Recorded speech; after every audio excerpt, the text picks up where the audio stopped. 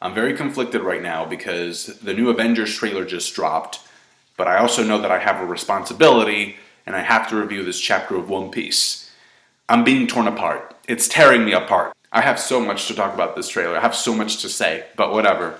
Let's focus. It's Garp fighting a grizzly bear over a salmon. It's funny because a bear that size is technically fodder for somebody like Garp, and you can tell because he's just kind of pushing him away with one arm. He's like, stay in your corner, bear. Please. What's up with Noda Skywalker getting in all these requests? Like, they literally had a request illustrated for them 2 chapters ago with the Blackbeard chapter. It was Perona making some sangria with some cats. And now it's this. You know, it kind of got me thinking like if I were to request something, if I were to write in my own fan request, what would it be? It'd probably be something a little bit ironic, like Basil Hawkins trying to read Katakuri's future with his cards while Katakuri is busy eating some waffles. I like the opening page of this chapter a lot with Usopp, Robin, Frankie, and Sanji there, because it's been a while since these characters have been together at all. And I also like how relaxed everyone is. They're just like, you know, I like how dismissive everybody is about the fact that their captain is literally in prison right now. Did you hear about Luffy? Yeah, he's in another island, which is kind of cool because not only is it a nice comparison with Whole Cake Island, which was also a group of islands together, right? You had like different set of islands. Wano is kind of like the same in that sense. And because their friendship is so strong, I like how the group is very confident about Luffy coming back to them in the end.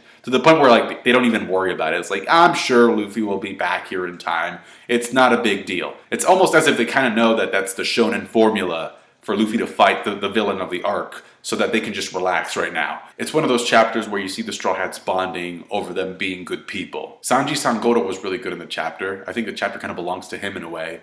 And it's also one of those chapters where like you read it and it's set up and you're like, I'm glad that I read this, but let's move on to the next thing.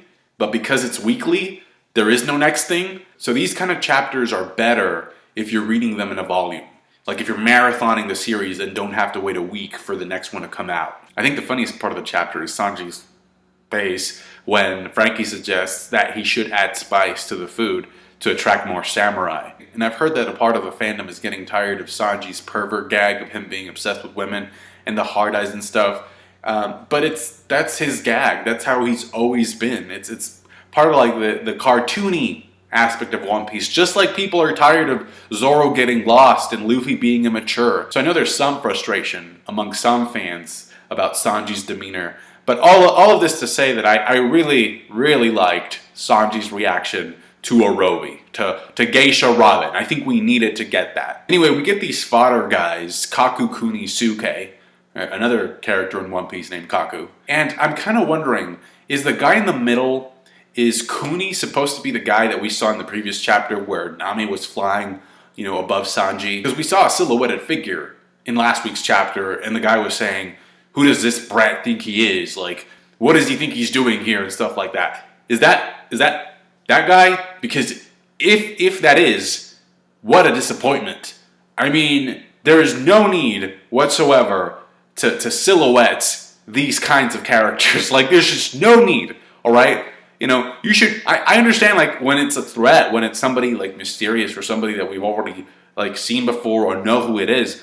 But this fodder guy, if that was really him, what a massive disappointment this was. I really hope that the silhouette belonged to somebody more important, because, to be quite honest, like, the silhouettes are getting out of control. There are so many characters that are silhouetted. And then again, this may not be Oda's decision. Maybe it's an editor's decision. But either way, I think it's getting to a point where the silhouettes are getting a little bit redundant. I mean, when was the last time you heard a One Piece fan say, I read One Piece every week because it keeps me on the edge of my seat with all those silhouettes? We get confirmation that Kyoshido is a samurai in this chapter and that he's the head of the Yakuza. Plus, I found it interesting how the way that Robin remembers him is when he's literally calling Orochi a coward. And I'm thinking, if you think that Orochi is a coward, why are you serving him? Why are you affiliated with a coward then? It just, I don't know, it kind of gives me the feeling that he's going to switch sides. And that'll help the Straw Hat Alliance because they still need men, given the fact that, you know, Kyoshido is the head of the Yakuza, just like Shutenmaru is the head of the bandits. So I think this is more about like getting these samurai people invested in the alliance, but before that, the Straw Hats need to prove themselves to these guys. Sanji and Frankie one-shot these guys, essentially. Sanji with a very hairy leg, but with a no-name attack, and then Frankie uses a suplex. And I'm guessing, like, plot-wise, they had to leave one of them unharmed so that he could go and carry the message of what happened to Kyoshido. And again, this is kind of like a Sanji chapter because it highlights one of Sanji's unbreakable rules, which is you don't waste food.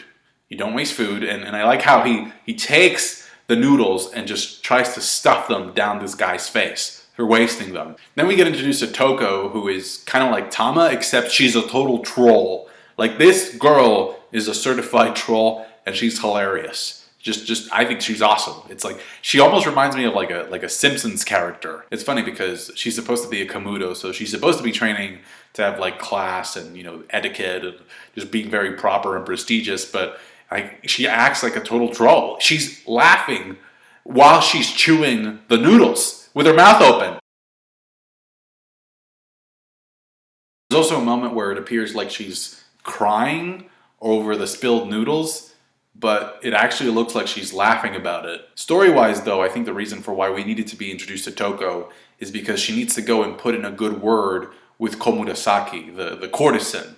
And if you think about it, this is kind of how the Straw Hats gain allies. It's like the One Piece friendship formula. The Straw Hats are busy minding their own business, then somebody comes in and they try and start trouble, then the Straw Hats do something good, they defeat the bad guys, and then, you know, they usually help somebody in need, and then that person's like, here, let me help you, or let me introduce you to somebody that can help you. And in this case, it's courtesan Komurasaki, who appears to fit the Boa Hancock profile very well.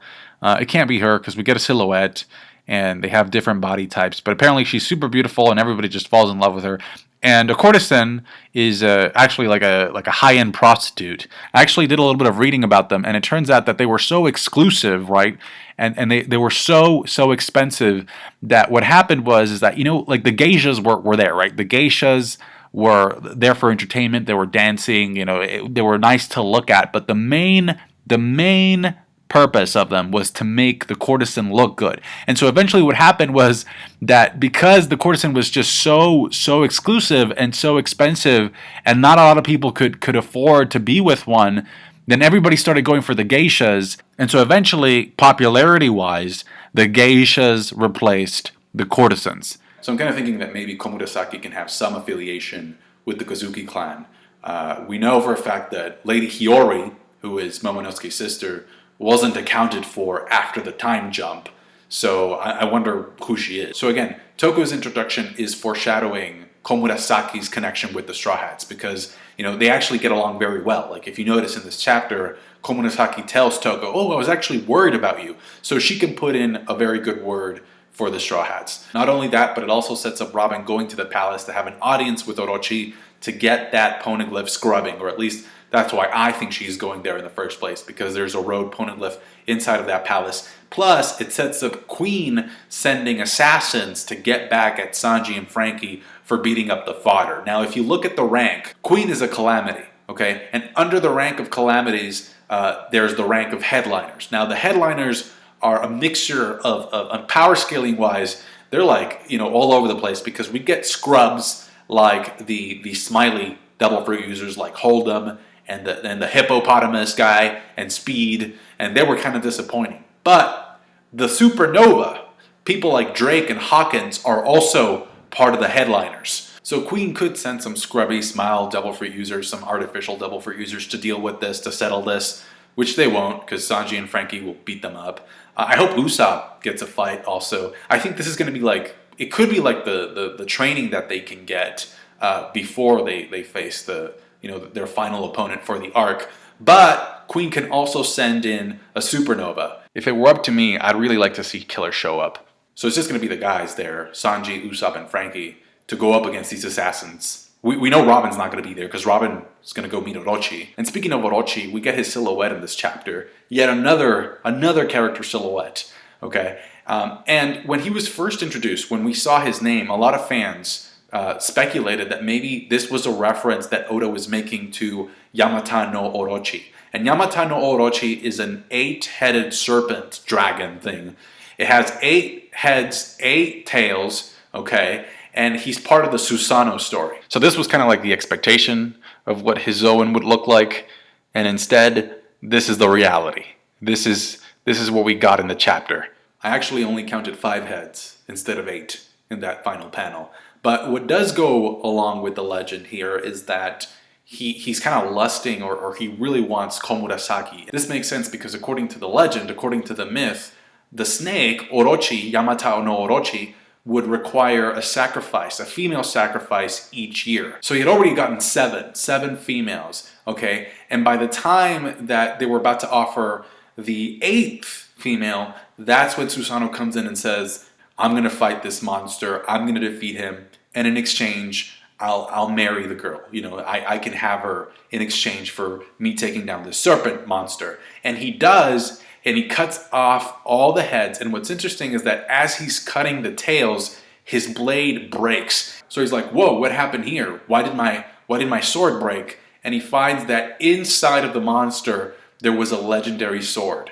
And so I don't know if this is what Oda is going for. I don't know if this is like a troll, and maybe Orochi is another Smiley, and he's just deformed, and this is what we're supposed to sort of think that, wow, this is a menacing monster kind of thing, but he's actually kind of ridiculous looking. Or if he's even going to go with the sword thing, and that maybe whoever defeats Orochi will get a prize in the form of a sword. I don't know, but I think it's interesting that he is kind of incorporating some aspects of the legend into this character. That's it for me. Thank you so much for watching. Overall, this was an average, middle of the road chapter for me. It was just straight up average, just nothing more, nothing less. Average. I'm kind of curious as to, you know, how Oda is doing, because I did notice that the chapter is only 15 pages. I hope he's doing well. You know, all the best. Unfortunately, there is no One Piece chapter next week, so that's gonna suck. But it frees me up to post up, you know, other type of stuff, other type of content. So I'll catch you then. Thank you so much. Catch you later. Like the video if you did. Appreciate that. Bye.